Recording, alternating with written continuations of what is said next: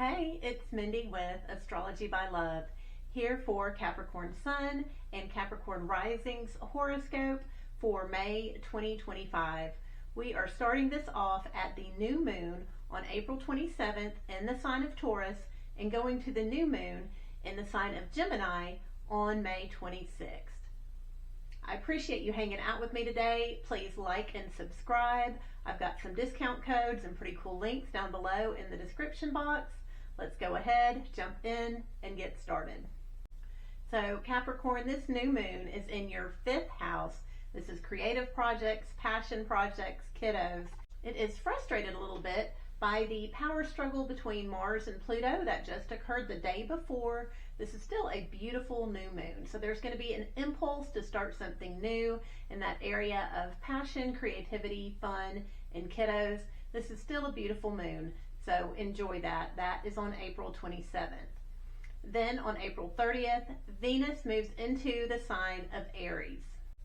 So Aries is your 4th house. This is family, upbringing, your roots. This is your home life. And so home's about to get a little bit more pleasant. So this is definite nap energy. Definitely go shopping, get some new home decor. That impulse is going to be there anyways, Capricorn.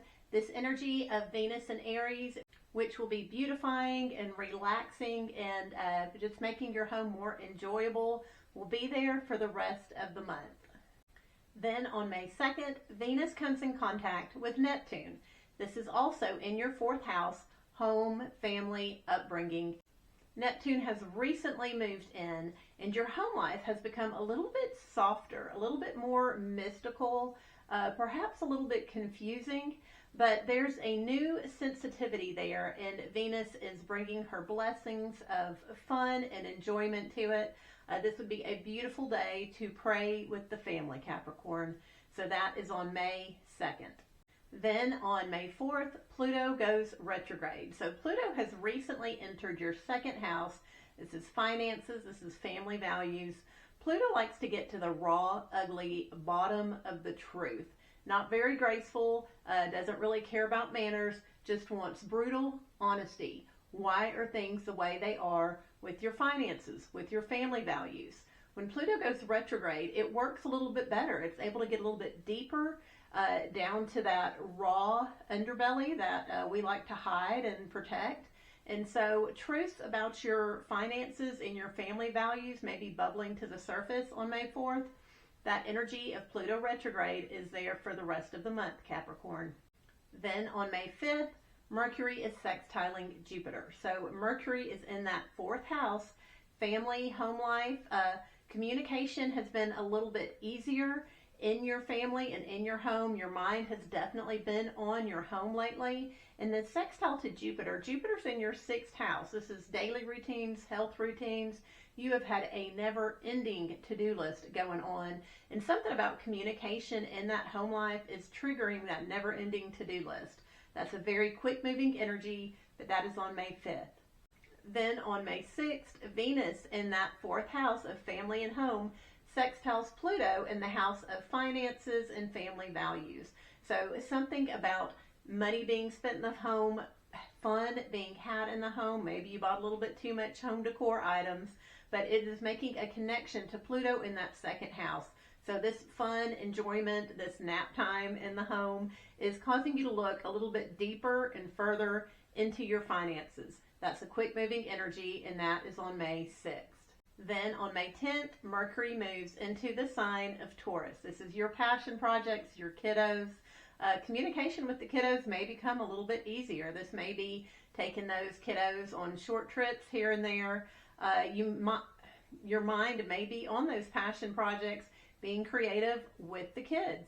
This energy of Mercury in Taurus in that 5th house is there for the rest of the month, Capricorn. Then on May 12th, there is a full moon in the sign of Scorpio. This is your 11th house of chosen friendships. These are the people you make an effort to hang out with. Now, the Scorpio full moon is normally a pretty emotional moon.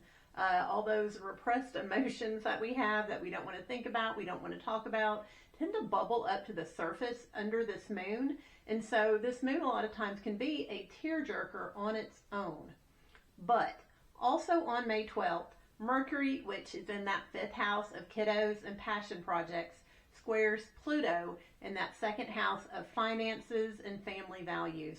So something about your communication with the kids is causing you to go deeper into those finances and family values, and it's doing it in an uncomfortable, what kind of feels like a bit of a crisis sort of way.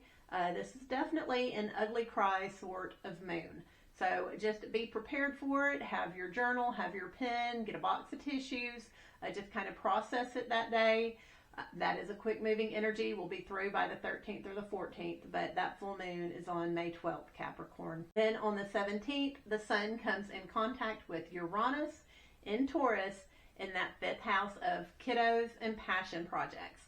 So this is very much the energy of unpredictability, especially around masculine energy. So there's probably going to be some surprises that day. They may come from your kids, may come from the people that you play with, that you get creative with. But men in general are just going to surprise us on that day. This isn't necessarily bad. It's not necessarily good. There's just going to be a bit of a hiccup in the universe where men are just kind of wonky that day. And that is going to be on May 17th.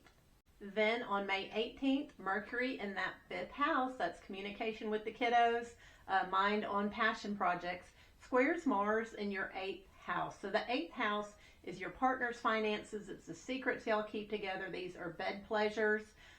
Capricorn, something about communication with the kids or your mind on those creative projects is going to make it really easy for you and your spouse or business partners to fight about money. What you want to do with this energy is transmute it into the bedroom.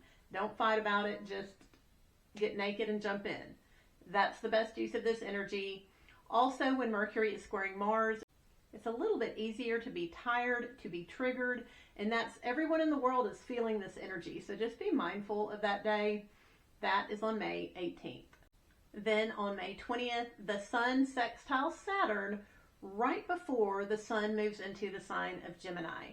So when the Sun sextiles Saturn, this is a very serious sort of energy. This is getting your homework done before you go out to play, making lists, doing chores.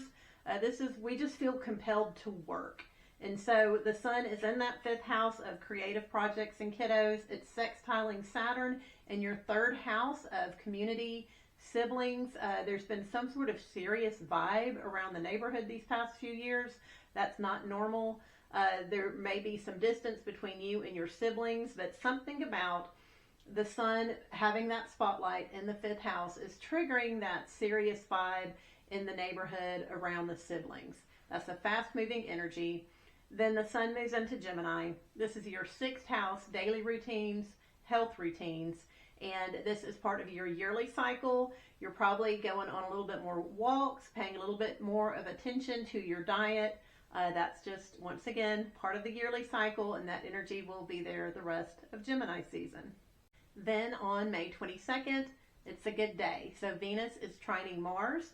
When Venus and Mars trine, it's a little bit easier to get what we want. So Venus has been going through your fourth house, family. Your house is looking really cute about now. Mars is in that eighth house. Don't fight with the partner about money. Just transmute that to the bedroom, Capricorn. And so something about the beauty and the fun you're having in the home makes it a little bit easier to not fighting, but moving that into the bedroom. Also on May 22nd, the Sun sextiles Neptune. So the Sun is in your sixth house, daily routines, health routines, and Neptune has recently moved into that fourth house, family, home, and upbringing.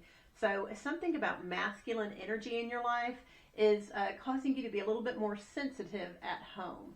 This is a beautiful day to meditate, get together with family and pray, do some art projects. This is beautiful energy, fast-moving energy, and all that takes place on May 22nd. Also, on May 22nd and 23rd, we are feeling the energy build up to Saturn moving into Aries on May 24th. So all that fun and softness that's been going on in the family life is about to get a little bit more structured and disciplined. Saturn is going to be in the sign of Aries for about 2.5 years. So this is a long-term energy. You're definitely going to feel this shift. Also on the 24th, the sun is trining Pluto. So something about that spotlight being on your health routines, on your regular daily routines, is causing you to go a little bit deeper with your finances, to figure out why you do things the way you do. How can you best take care of your finances? And one more thing happening on that day. Mercury is coming together with Uranus. So this is communication running amok. Maybe it's cut off for a little bit of time. This is in that 5th house of kiddos and passion projects. It's a little bit of a surprise, unpredictable energy. If you're talking to someone or talking to your kids that day, you may just say something kooky. That's a fast-moving energy, but all those energies are taking place on May 24th. Then on May 25th, Mercury moves into the sign of Gemini. 6th house, daily routines. This is health routines. You are definitely going to be thinking about how to improve your health, how to better organize and go about your daily, day-to-day chores. Also on the 25th, Mercury makes a sextile to Saturn, newly in that 4th house. So you're probably trying to rearrange and structure your daily life to better cater to these new restrictions and structures that have just come into the family. It's a fast-moving energy. It's there on May 25th. Then on May 26th, we have the new moon in Gemini. This is that 6th house, so daily routines, health cares, health concerns. Mercury is also sextiling Neptune on that day. So Mercury is in the 6th house as well. Neptune's in that 4th house. So that's a little bit of a sensitive energy. It'd be a good day to pray. It would be a good time to start incorporating meditation or prayer, maybe listening to music as part of a way of worship, bringing that into your daily routines. But there's going to be some sort of new start in your daily routines, and that has taken place on May 26th. So I appreciate you hanging out with me today, Capricorn. Please like and subscribe. I've got some cool links down below, and I will see you again soon.